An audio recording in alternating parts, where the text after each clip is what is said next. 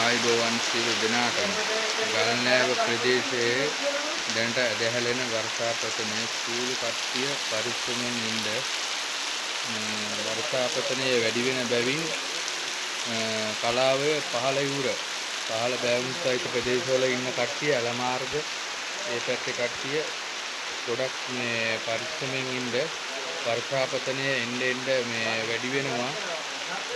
අපිට පුතා ගන්න බැරි වෙනවා. වීඩියෝ මේ ගේන එකත් මග නතර වෙන්න ඉඩ තියෙනවා. දැනට මේ කාණු පද්ධතිය සම්පූර්ණ පිරීගෙන අපේ නිවාස පසු කරගෙන යනවා.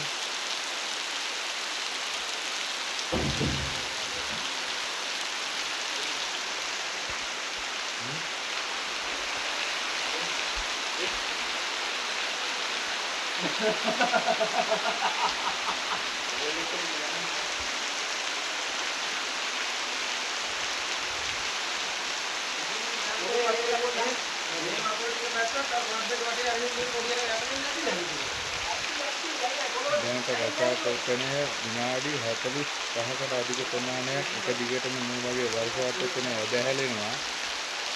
පලාවේ පහත් බිම් වල ඉන්න කට්ටිය පරිස්සමෙන් ඉන්න.